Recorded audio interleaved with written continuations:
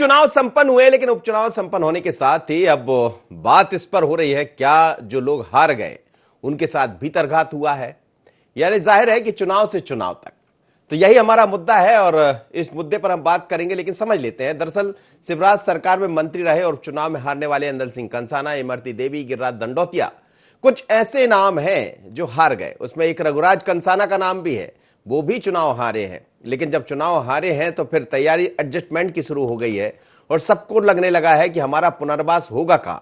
इन्हें निगम मंडलों में जगह देने के साथ ही कैबिनेट मंत्री का दर्जा दिया जा सकता है, ऐसी चर्चा है। एंदल सिंह कंसाना ने मंत्री पद से इस्तीफा दिया है, जबकि इमरती देवी और गिरिराज दंडोतिया ने अभी इस्तीफा नहीं दिया।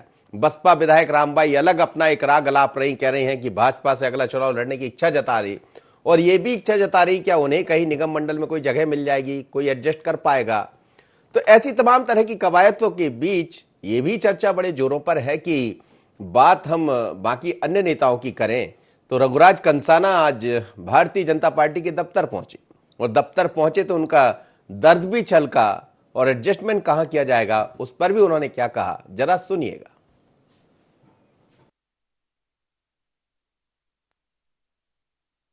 सरकार जिसकी रहेगी तो मैं उसी की तरफ तो मैं रहूंगी और मुझे तो अपने क्षेत्र की विकास कराना है। जिस सरकार में हमारे खुद के परिवार के लोग हैं, हमारे जीजाजी लोग हैं, हमारे गोविंद सिंह जी, भूपेंद्र सिंह जी, हमारे भाई नरोत्तम जी, तो ज़्यादा अधिकार है।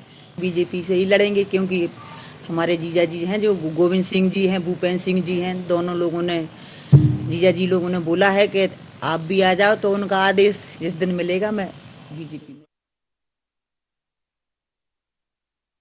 कार्यकर्ता उपेक्षित रहे और कुछ वरिष्ठ नेता थे, क्योंकि पार्टी में आए तो उनको हम लोग नहीं पच रहे थे, तो उनने अपना काम किया पार्टी का और तमाम वरिष्ठ नेतृत्व ने उनको मनाने का प्रयास किया बरकस, लेकिन उसके बाद भी नहीं माने। तो ऐसे लोगों ने पार्टी की पीठ में छुरा भोंका है। चलिए, रघुराज कंसाना कह रहे हैं कि पार्टी की पीठ में छुरा भोंका है उन्होंने और तमाम बड़े नेताओं ने ऐसा प्रयास किया। लेकिन इस बीच ज्योतिरादित्य सिंधिया भी आज भोपाल में हैं। जब भोपाल में रहेंगे तो चर्चा यही होगी कि एडजस्टमेंट कहां किया जाएगा, किसको कहां जगह मिलेगी, क्योंकि उनके कुछ लोग, चाहे रघुराज कंसाना की बात करें, एंदल सिंह कंसाना, इमरती देवी, ये सब वो लोग हैं जो बड़े नजदीकी है ज्योतिरादित्य सिंधिया से, जिनके कहने पर उन्होंने पार्टी छोड़ी, बीजेपी में आए और फिर अब चुनाव हार गए। यानी ना तो अब वो विधायक रहे ना मंत्री रहे। अब सवाल यही है कि उनको एडजस्ट कहां किया जाएगा। और जब सिंधिया यहां पहुंचे हैं तो वो किस तरह लोगों से बात करेंगे, खासकर वरिष्ठ नेताओं से जब उनकी मुलाकात होगी तो क्या इसमें कुछ नया देखने को मिलेगा। क्योंकि जब बीडी शर्मा दिल्ली पहुंचे तो उन्होंने भी मुलाकात की, ज्योतिरादित्य सिंधिया, उनके बीच में चर्चा भी हुई, ऐसा कहा जा रहा है। लेकिन बाकी बड़े नेताओं के बीच में कैसे सामंजस्य बिठा लेंगे, कैसे समन्वय होगा, चलिए आज यही हमारा मुद्दा है। क्योंकि यदि ये चुनाव संपन्न हुआ है तो आने वाले दिनों में 2 चुनाव और दिखाई दे रहे हैं, चाहे हम नगरीय निकाय के चुनाव की बात कर ले या फिर 2023 तक पहुंचते पहुंचते पंचायत के चुनाव भी बीच में दिखाई देंगे। और 2023 में क्या करेगी भारतीय जनता पार्टी, तो एडजस्टमेंट तो करना होगा। इसीलिए हम कह रहे हैं चुनाव से चुनाव तक। संदीप मिश्रा जोड़ रहे हैं भारतीय जनता पार्टी के दफ्तर से। संदीप के पास चलते हैं। संदीप, हम देख रहे हैं कि चाहे रामबाई की बात करें, एंदल सिंह कंसाना ने अपने पद से त्यागपत्र दिया है, इमरती देवी है और भी गिरिराज दंडोतिया है। ये सब वो लोग हैं जो कहीं ना कहीं उम्मीद लगाकर बैठे हैं कि कहीं कोई एडजस्टमेंट होगा और उनको जगह मिल जाएगी। एंदल सिंह कंसाना की पहचान तो वैसे भी एक अलग तरह के नेता में, धाकड़ नेता के रूप में होती है। उन्होंने देर भी नहीं की, हारे हैं और अपने पद से इस्तीफा दे दिया। लेकिन रघुराज कंसाना ने आज एक अलग राग अलाप दिया कि मेरे साथ धोखा हुआ है, पार्टी के पीछे से छुरा घोंप दिया है। क्या कहेंगे?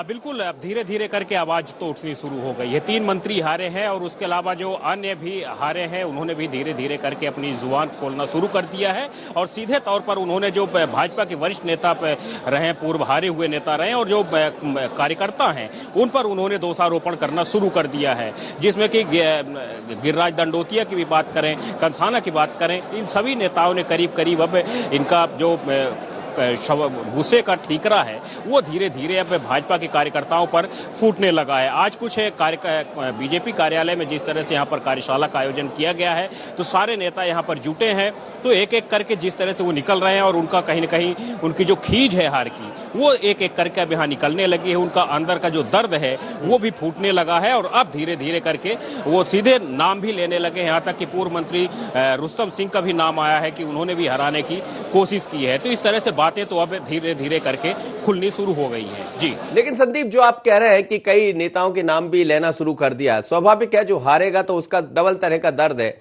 एक तो वो कि अच्छे भले वो विधायक थे, मंत्री थे, बाद में बीजेपी से जुड़ गए, अब जुड़ गए और हार का सामना करना पड़ा है, तो कहते हैं ना कि कहीं के नहीं रहे, पर अब कहीं तो अपना स्थान बनाना चाहेंगे। तो क्या ये जो बयान दिखाई दे रहा है इसमें ये भी झलक है कि अब वहां नहीं तो कहीं एडजस्ट कर दिया जाए?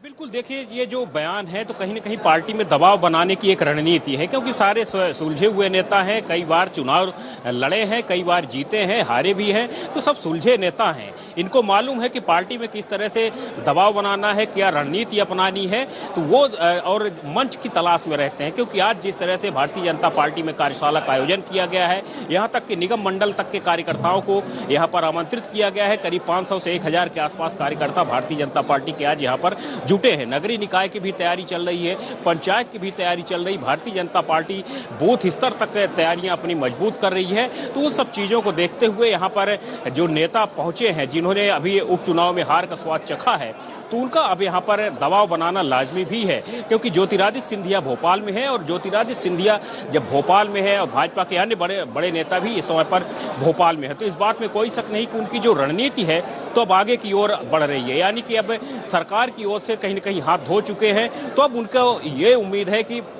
निगम मंडलों में कहीं न कहीं उनको एडजस्ट किया जाए। क्योंकि अगर हम पहले की बात करें तो सिर्फ प्रद्युम्न सिंह लोधी और पूर्व मंत्री जो प्रदीप जायसवाल रहे, सिर्फ उनको अभी निगम मंडलों में शामिल किया गया था। बाकी अन्य नेता इस लाइन में अभी कहीं न कहीं कोशिश कर रहे हैं। अगर हम बात करें नारायण पटेल की, वो कहीं न कहीं कोशिश कर रहे हैं कि निगम मंडल में उनको भी जगह दी जाए। तो इस तरह से कवायदे तो लगातार चल रही है। कल बसपा विधायक रामबाई ने भी कोशिश की थी, उन्होंने भी बयान दिया था कुछ इसी तरह से। जी बिल्कुल, आप मेरे साथ बने रहिए। इस वक्त कृष्ण गोपाल जोड़ रहे हैं मेरे साथ, भारतीय जनता पार्टी के मीडिया पैनलिस्ट है। कृष्ण गोपाल जी, आपका स्वागत है। अब जब चुनाव संपन्न हो गए हैं तो चुनाव से चुनाव तक की हम बात कर रहे हैं, क्योंकि आने वाले दिनों में नगरीय निकाय के चुनाव भी है, पंचायती के चुनाव भी है और फिर जैसे तैसे सामने 2023 भी आ जाएगा। लेकिन इस बीच में आपका प्रशिक्षण भी है, सिंधिया भी आज भोपाल में है। चलिए जरा सुन लेते हैं। संदीप इस वक्त मोहन यादव से बात कर रहे हैं, फिर आपके पास लौट रहा हूं कृष्ण गोपाल जी। मोहन यादव जी से ही सवाल कर लीजिए संदीप कि क्या एडजस्टमेंट होगा? जी अब चुनाव में 3 मंत्री हारे हैं, कुछ और भी आपके नेता हारे हैं। अब कहीं न कहीं जो उनका खींच है एक अब धीरे धीरे करके निकलने लगी है। ये कहें कि क्या कहीं न कहीं संगठन में दबाव बनाने की रणनीति है या एडजस्टमेंट की उनकी कोशिश है कि हमें कहीं न कहीं एडजस्ट किया जाए? नहीं, ऐसा तो होता नहीं है। यद्यपि ये बात सही कि राजनीतिक रूप से हमारे प्रमुख कार्यकर्ता कोई कारण से चुनाव में खेत रहे हैं, अगर कोई कारण से पराजय हो गए तो स्वाभाविक रूप से संगठन की चिंता करता है। सबकी चिंता पार्टी करेगी, कोई छूटेगा नहीं। कंसाना जी ने अभी रघुराज कंसाना जी ने कहा कि उनको भाजपा के ही वरिष्ठ नेताओं ने हराने की कोशिश की, इसलिए वह चुनाव हारे। अब मेरे तो वो देखा नहीं है, लेकिन मेरा ऐसा मानना है कि पार्टी सबको लेके चलती है। बड़ी पैमाने पे सारे लोग जीते हैं, इसका मतलब पार्टी के लोगों ने बहुत संदीप, मेरी तरफ से मोहन यादव जी से सवाल पूछिए कि चीजें बदली हुई है। वो लोग जो कांग्रेस में सब कुछ दांव पर लगाकर आपके साथ जुड़ गए थे, अब वो चुनाव हार गए। बीजेपी के जो लोग थे वो बीजेपी में रहे हैं, बीजेपी की कार्य पद्धति सबको समझते हैं, लेकिन अब वो चुनाव हार गए हैं तो एडजस्टमेंट तो कहीं ना कहीं करना पड़ेगा। और ये एडजस्टमेंट कितनी बड़ी चैलेंज होगा, कितनी बड़ी चुनौती होगी? सर, जो कांग्रेस से भाजपा में नेता आए, उन्होंने कहीं न कहीं अपना सब कुछ दांव में लगाया, सारी चीजें उन्होंने कहीं न कहीं पूरा फ्यूचर दांव में लगाया। अब कहीं न कहीं उनका फ्यूचर तो दांव में है, तो उनको किस तरह से एडजस्टमेंट करने की कोशिश करेगी पार्टी? क्या करेंगे? क्या कुछ रणनीति अलग होगी आप लोगों की? देखो, कांग्रेस से जो भाजपा में आए उनके लिए तो भाजपा ने इतना हृदय खोल के अभिनंदन किया कि इतना कोई सोच नहीं सकता है। हमको मालूम है कि कांग्रेस से जो भाजपा में आए थे तो उनमें मात्र 6 मंत्री थे, हमने 12 मंत्री बनाए थे। अभी दोबारा भी हम सबको जोड़ के चल रहे हैं, तो खाली भाजपा में आने के लिए कोई लालच लोभ इसकी आवश्यकता नहीं थी। भाजपा यथा योग्य कार्यकर्ता के स्तर से उसका ध्यान रखते हैं और पार्टी इतनी बड़ी है कि किसी को छोड़ेगी नहीं, सबको समाहित कर लेगी। सिंधिया जी भी भोपाल में ही है, क्या लगता है ये सब एक साथ बैठेंगे? कल बीडी शर्मा सिंधिया जी वरिष्ठ नेता है कांग्रेस के और पुराने समय से, लेकिन अब भाजपा में आ गए तो भाजपा के रीति नीति के हिसाब से वो भाजपा में अपनी बात फोरम पे करेंगे। भाजपा पूरे गंभीरता से उनकी बात को लेती है, तो कुल मिलाकर के यहाँ सामूहिक नेतृत्व है, सबको मिलकर के काम चलाना पड़ता है और पार्टी में सबकी चलती है। ऐसा नहीं चलता कि खाली एक ही व्यक्ति की चलती है। मुझे लगता है कि भाजपा बहुत अच्छे से कार्य को हैंडल कर लेगी। रामबाई ने एक बड़ा बयान दिया, उन्होंने कहा कि भूपेंद्र सिंह जी चाहते हैं कि हम अब अगला चुनाव भारतीय जनता पार्टी से लड़ें। निगम मंडल में भी शामिल होने की कहीं न कहीं उन्होंने उम्मीद जताई कि उनको निगम मंडल में शामिल किया जा सकता है, क्योंकि मंत्रिमंडल में सबको मालूम है कि उनको जगह नहीं मिलेगी। तो क्या लगता है आपको? नहीं, ऐसा है, रामबाई हमारे साथ आई हुई है, रामबाई ने अपनी बात कही है और भाजपा के पक्ष की बात कही है। भाजपा उसके मामले में गंभीर भी है। जहां जिसको आवश्यकता लगेगी, हमारे वीडी शर्मा जी, प्रदेश अध्यक्ष जी, माननीय मुख्यमंत्री जी, सब बातें उनके निगाह में, और जहां जिसकी आवश्यकता लगेगी सबको महत्व देंगे, कोई किसी को छोड़ने वाले नहीं। कार्यशाला में बार बार ये कहा जा रहा है कि जो कांग्रेस से आए हैं ये उनके लिए कार्यशाला है, क्योंकि कहीं न कहीं उनको रीति और नीति का भी जानकारी नहीं है। ये देखो, बहुत गलत बात है। मध्य प्रदेश के अलावा भाजपा पूरे देश में है। पूरे देश के कई राज्यों में ये सारे प्रशिक्षण शिविर हो चुके थे, लेकिन हमारे यहाँ उपचुनाव 28 की संख्या में थे, इसलिए यहाँ थोड़ा सा विलंब में हुआ। एक छोटा सा सवाल कर लेना, कार्यशाला से कायाकल्प हो जाएगा क्या? नहीं करते हैं। भाजपा 1951 से जनसंघ के जमाने से अपने प्रशिक्षण शिविर आयोजित करती रही है और उसी की कड़ी में ये अगला प्रशिक्षण शिविर है। एक आखिरी सवाल है, क्या कार्यशाला से लगता है कि कुछ कायाकल्प होगा, कुछ परिवर्तन होगा? निश्चित रूप से कार्यशाला सबके लिए जीवन में बहुत गुणकारी होती है। आप देखिए, कोई भी ऑर्गेनाइजेशन अगर अपने प्रशिक्षण शिविर आयोजित करता है तो वो अपने लिए निश्चित रूप से बेहतर कल की तरफ आगे बढ़ता है। तो मुझे लगता है भाजपा ने भी जो किया है तो संगठन की दृष्टि से कार्यकर्ता की गुणवत्ता में परिवर्तन आता है और उसमें विकास होता है। यानी ये माने कि अब यहाँ से एक नई ऊर्जा, नया जोश लेकर के सारे कार्यकर्ता जरूर जरूर जरूर चलिए, जोश तो जाएंगे संदीप, जोश लेकर जाएंगे, लेकिन इस जोश के साथ बहुत सारी चुनौतियां हैं, बहुत सारे चैलेंज है, वो भी देखना पड़ेगा और समझना पड़ेगा कि कहाँ एडजस्टमेंट होगा। आप बने रहिएगा मेरे साथ। 2 मेहमान जुड़ रहे हैं इस वक्त, कृष्ण गोपाल जी और साथ ही कांग्रेस से दुर्गेश शर्मा जी। अब दुर्गेश जी के पास चलता हूं, चूंकि बीजेपी से तो मैं जवाब लिया हूं, वापस कृष्ण गोपाल के पास लौट रहा हूं। कृष्ण गोपाल जी, आप बने रहिएगा। दुर्गेश शर्मा जी, चुनाव से चुनाव तक भारतीय जनता पार्टी कार्यशाला के जरिए कायाकल्प करने में लगी है, लेकिन इस बीच रघुराज कंसाना का यह कहना कि मैं पार्टी के पीछे से छुरा घोंप दिया गया है और मेरा साथ नहीं दिया कार्यकर्ताओं ने। भारतीय जनता पार्टी ने छुरा घोंप दिया, भारतीय जनता पार्टी ने साथ नहीं दिया। भारतीय जनता पार्टी के नेता हैं तो उनमें उनको रच बस के उनकी शैली पे काम करना चाहिए। अब यदि वो छुरा घोंपे, या जब उन्होंने लोकतांत्रिक व्यवस्था में छुरा घोंपा था तब उनको समझ में नहीं आया कि उन्होंने देश के साथ में गद्दारी करी है। तो उनके संग कोई कुछ कर रहा है तो क्यों दर्द हो रहा है? जैसा करेंगे वैसा भुगतेंगे। गोपाल, कृष्ण गोपाल जी, क्या जैसा करेंगे वैसा भुगतेंगे, या ये चैलेंज है आपके सामने कि एडजस्टमेंट कैसे होगा?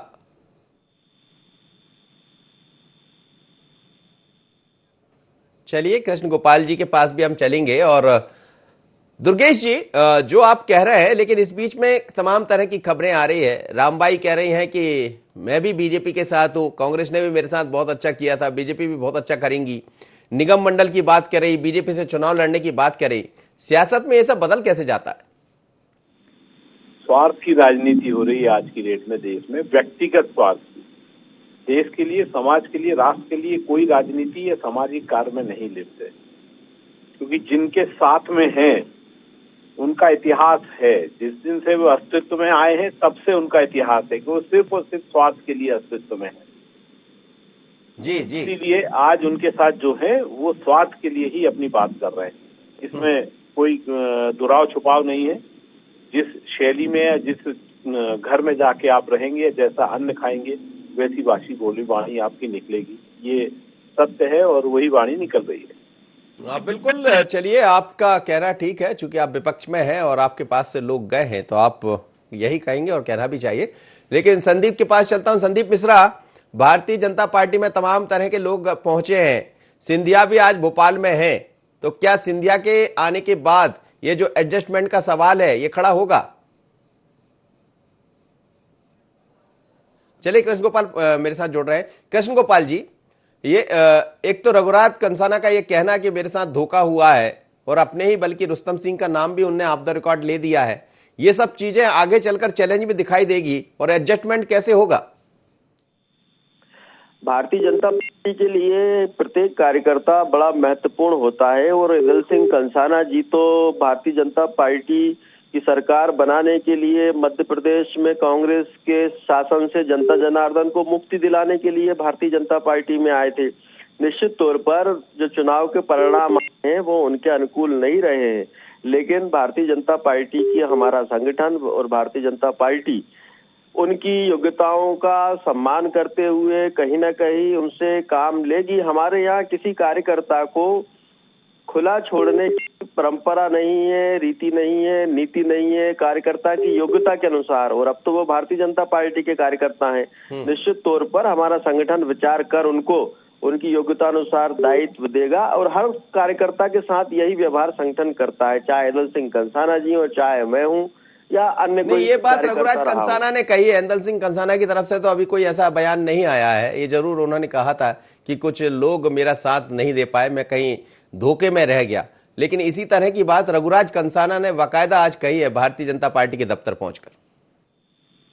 देखिए, रघुनाथ कंसाना जी ने भारतीय जनता पार्टी दफ्तर में पहुंचकर अगर अपनी बात रखी है तो हमारा संगठन, हमारा नेतृत्व हर कार्यकर्ता की बात को गंभीरता से सुनता है, चाहे छोटा कार्यकर्ता हो या पूर्व विधायक हो या फिर हमारा बूथ स्तर का कार्यकर्ता हो। हमारे यहाँ जो पद्धति है, जो रीति है, जो नीति है, प्रत्येक कार्यकर्ता को सम्मान देते हुए उसकी बात सुनने की रही है। और निश्चित तौर पर अगर उन्होंने आज हमारे पार्टी कार्यालय जाकर हमारे नेतृत्व के सामने अपनी बात रखी है तो पार्टी कार्यालय उसको संज्ञान में लेगा। जी चलिए, ठीक है दुर्गेश जी, मैं आपके पास आ रहा हूं। लाल सिंह आर्य इस वक्त जुड़ रहे हैं और उसी चंबल से आते हैं जहां कुछ लोगों की तरफ से इस तरह के सुर दिखाई दे रहे हैं। लाल सिंह आर्य से सवाल कीजिए संदीप कि वो चंबल से आते हैं, रघुराज कंसाना ने सवाल खड़े कर दिया है कि उनके साथ धोखा हुआ, कुछ और भी जगह से ऐसी खबरें आ रही है, ये कितनी बड़ी चुनौती है चंबल में? सर, आप चंबल से आते हैं, रघुराज कंसाना जी ने बड़ा सवाल खड़ा किया है, कहीं न कहीं बीजेपी के वरिष्ठ नेताओं पर सवाल खड़ा किया। उन्होंने कहा कि बीजेपी के कार्यकर्ताओं और वरिष्ठ नेताओं के कारण चुनाव में उनको हार का सामना करना पड़ा। क्या लगता है आपको? मुझे जानकारी नहीं है। भारतीय जनता पार्टी का कार्यकर्ता पूरी ताकत के साथ पार्टी का काम करता है और मुझे रघुराज जी ने क्यों कहा है, क्यों नहीं कहा, मुझे इसकी जानकारी नहीं है। और हमारे यहाँ एक पद्धति है, सही समय पर सही व्यक्ति से सही जगह पे अपनी बात को पहुंचाना। और मुझे लगता नहीं है कि रघुनाथ कंसाना जी ने क्या कहा है, क्या नहीं कहा है। मैं ये कह सकता हूं कि भारतीय जनता पार्टी का बहुत समर्पित ढंग से, बहुत परिश्रम से काम करता है। इसलिए मैं उनकी बात का बनाए रखिए लाल सिंह जी को, उनको सुनवा देते क्या कहा कंसाना ने। सुन लीजिए जरा, सुनवा दीजिए रघुराज कंसाना को, सुनवा देते, सुनवा दीजिए क्या कहा। कार्यकर्ता उपेक्षित रहे और कुछ वरिष्ठ नेता थे चूंकि पार्टी में आए तो उनको हम लोग नहीं पच रहे थे, तो उनने अपना काम किया पार्टी का और तमाम वरिष्ठ नेतृत्व ने उनको मनाने का प्रयास किया भरकस, लेकिन उसके बाद भी नहीं माने। तो ऐसे लोगों ने पार्टी की पीठ में छुरा भोंका है। चलिए संदीप, अब सुन लिया होगा और जवाब ले लीजिए।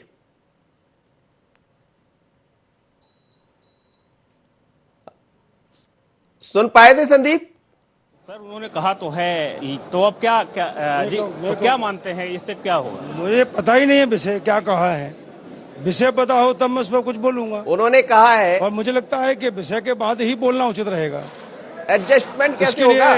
इसके लिए अथोराज प्रदेश अध्यक्ष जी और संगठन मंत्री जी। अच्छा, एक सवाल आखिरी पे, एडजस्टमेंट कैसे होगा? जो अब हारे हैं नेता, अब इनको कैसे एडजस्टमेंट किया जाएगा पार्टी? भारतीय जनता पार्टी में एक पद्धति है, सभी कार्यकर्ताओं के लिए काम और काम के लिए सभी कार्यकर्ता। तो मुझे लगता है मतदान केंद्र से लेकर और राष्ट्रीय स्तर तक कहीं ना कहीं भारतीय जनता पार्टी के कार्यकर्ता किसी ना किसी व्यवस्था में रहते हैं। हमारे यहाँ एडजस्टमेंट नहीं होता, हमारे यहाँ जिम्मेदारी होती है। कांग्रेस में एडजस्टमेंट होता है, भारतीय जनता पार्टी में जिम्मेदारी होती है, और इसलिए जिम्मेदार कार्यकर्ता को जिम्मेदारी मिलना ये कहीं ना कहीं नेतृत्व तय करता है। चलिए, दुर्गेश शर्मा जी बोल रहे हैं कि कांग्रेस में एडजस्टमेंट होता है, हमारे यहाँ तो जिम्मेदारी दी जाती है। जवाब दे दीजिए दुर्गेश जी। जी, लाल सिंह आर्य जुड़े हुए थे, कह रहे हैं कि कांग्रेस में एडजस्टमेंट होता है, हमारे यहाँ तो जिम्मेदारी दी जाती है। अब किनका क्या शब्द है, कौन किसका क्या कहना है वो अलग मुद्दा है, लेकिन हम तो जिम्मेदारी देंगे जिन्हें देना है, एडजस्टमेंट नहीं करेंगे। बहुत अच्छी बात है। अब ये तो पार्टी के आंतरिक मामला है। देखना तो ये है कि आखिर किसको क्या, क्योंकि उनके पास उनके भी कार्यकर्ता पुराने हैं और बाकी ये सौदेबाज भी पहुंचे हैं। अब ये सौदेबाजों के संग सौदे ही पूरी करते रहेंगे या अपने कार्यकर्ताओं को भी संतुष्ट करेंगे, ये तो आने वाला समय बताएगा। तो ये भारतीय जनता पार्टी की अग्नि परीक्षा का दौर है। उन्होंने अपने द्वारा ही अपने लिए फैलाए हुए पूरे के पूरे षड्यंत्र, पूरी की पूरा गणित है, उसको कैसे अबेरते हैं, कैसे समेटते हैं, ये तो समय बताएगा। नहीं बताएगा तो पार्टी इन्हीं के अपने ही कर्मों पे डूबेगी निश्चित। तो इन चीजों पर निगाह है कांग्रेस की 100%। हम हर हाल में मध्य प्रदेश से लेके पूरे देश में लोकतांत्रिक व्यवस्था को सुदृढ़ करने के लिए हर तरह से नजर रखे बैठे हैं ऐसे लोगों पर, ऐसे संगठनों पर जो लोकतांत्रिक व्यवस्था को खंडित करना कर रहे हैं अपने निज स्वार्थ के लिए। जवाब हम भी देंगे और देश की जनता भी देगी, निश्चित देगी। जी। पाठक जी जुड़े हैं मेरे साथ। पाठक जी, आप सुन रहे हैं दुर्गेश शर्मा जी को, वो कह रहे हैं कि हमारी निगाह बनी हुई है और अब गलती आपकी तरफ से होने लगी है। रघुराज कंसाना सवाल यदि इस तरह के खड़े कर रहे हैं तो हमें लगता है मौका मिलेगा कांग्रेस को कहने का। सबसे पहले तो मैं उन्हीं की बात का यहाँ पर जवाब दूंगा। उन्होंने कहा है कि लोकतांत्रिक व्यवस्था, वास्तव में सबसे पहले लोकतांत्रिक व्यवस्था की जरूरत तो कांग्रेस संगठन को, कांग्रेस पार्टी को है, जो अभी तक राजशाही की तरह चल रही है। पहले जवाहरलाल नेहरू जी, फिर इंदिरा गांधी जी, फिर राजीव गांधी जी, फिर सोनिया गांधी जी और अब राहुल और प्रियंका। और उस राजशाही के खिलाफ कांग्रेस के अंदर से ही लगातार बातें उठती चली जा रही हैं। सबसे पहले तो वो उस राजशाही को खत्म करने के ऊपर ध्यान दे। लोकतांत्रिक प्रक्रिया की जहां तक बात है तो लोकतंत्र की रक्षा हमेशा कांग्रेस पार्टी की इमरजेंसी से भारतीय जनता पार्टी और हमारे नेता करते रहे हैं। लोकतंत्र को कहीं कोई आंच नहीं है, आंच जरूर कांग्रेस पार्टी को है। तो निश्चित तौर पर वो अपना घर सुधारें और भारतीय जनता पार्टी से मुकाबला करने लायक जनता के बीच जाकर अपने आप को बनाएं, अपना चेहरा जनता के बीच जाने के लायक रखें। जो विश्वास वो खो चुके हैं उसको बहाल करें। तो मैं समझता हूँ इस दिशा में वो सोचेंगे तो उनके कुछ काम आएगा। हमारे परिवार की तरफ सोचने से भारतीय जनता पार्टी क्या कर रही है, क्या नहीं कर रही है, उनको कोई हासिल होने वाला नहीं है। आप कह रहे हैं कि कांग्रेस अपना घर सुधारे, लेकिन आपके घर में जो नए मेहमान आए हैं, जो कहीं ना कहीं हार गए हैं, उन मेहमानों की जगह कहाँ है अब? भारतीय जनता पार्टी के लिए प्रत्येक कार्यकर्ता की भूमिका और जिम्मेदारी तय करना कोई बड़ी बात नहीं है। हमारा संगठन लगातार हर कार्यकर्ता की काम करने की स्थिति के लिए चिंतन और मनन करता रहता है और आज तो वो पूरे प्रदेश की जनता ने उनका अभिनंदन किया है। 28 क्षेत्र में से हम 19 विधानसभा क्षेत्रों में जीतकर आए हैं। निश्चित तौर पर 9 विधानसभा क्षेत्रों में हमें किसी न किसी कारणवश पराजय का सामना करना पड़ा है, लेकिन लोकतंत्र में कोई भी राजनीतिक दल ये तो नहीं कह सकता कि हम 28 में से 28 ही जनता को हमें जिताना चाहिए। जिन 9 विधानसभा क्षेत्रों में हमारे कार्यकर्ता चुनाव में पराजित रहे हैं वो भारतीय जनता पार्टी की आंखों का तारा है। चुनाव में पराजय होने से या जीत जाने से किसी की योग्यता का आकलन नहीं होता है। भारतीय जनता पार्टी संगठन निश्चित तौर पर सबको जिम्मेदारी देगी और उनको प्रदेश के विकास में उनकी भूमिका का समाहित जरूर करेगी। दुर्गेश जी, वो आंखों के तारे हैं भारतीय जनता पार्टी के, आपसे कह रहे हैं कि आप उनका घर मत देखिए। हमें क्या करना उनका घर देखने का? वे अपने घर को कितना चाहे उतना बर्बाद करें, क्योंकि वे तो अब पहली बात तो सबसे पहला जो घर गलत हो, जहाँ सोच गलत पैदा होती हो, उस तरफ देखने से अपने आप को क्यों विकृत करें। और जैसा कि माननीय पाठक जी कह रहे थे, तो भैया आँच है तो तपन होगी और तपन से हमेशा निखार होता है और प्रकाश फैलता है, निश्चित चमक बढ़ती है। तो कांग्रेस पार्टी इस तपन और इस आग और इस जो आपकी फैलाई हुई जो गंदगी है उसको साफ करते हुए एक स्वच्छ छवि के रूप में और ताकत के संग सामने आएगी। चलिए, बहुत बहुत धन्यवाद आप दोनों का, आप मेरे साथ जुड़े। संदीप, आपका भी धन्यवाद। संदीप के साथ भी दो मेहमान जुड़े थे, मोहन यादव और लाल सिंह आर्य, उनका भी धन्यवाद। पर मध्य प्रदेश में चुनाव से चुनाव तक की चर्चा जारी है। एक तरफ कार्यशाला के जरिए कायाकल्प किया जा रहा है, दूसरी तरफ कई तरह से विरोध के स्वर दिखाई देने लगे हैं। कुछ लोग ऐसे हैं जो इस उम्मीद में हैं कि आखिर उनको एडजस्ट कैसे किया जाएगा, क्योंकि कुछ निगम मंडल है और कई नेता इसमें हार चुके। कुछ भारतीय जनता पार्टी के पहले से हैं जो मंत्री बनना चाहते। आगे क्या होगा, क्योंकि सिंधिया भी भोपाल में है और जब सिंधिया से चर्चा होगी तो नेता अपना कैसा दुख दर्द बयां करते हैं, दर्द छलकना तो शुरू हो गया। आज इतना ही, मुझे दीजिए इजाजत, बने रहिए इंटरनेट।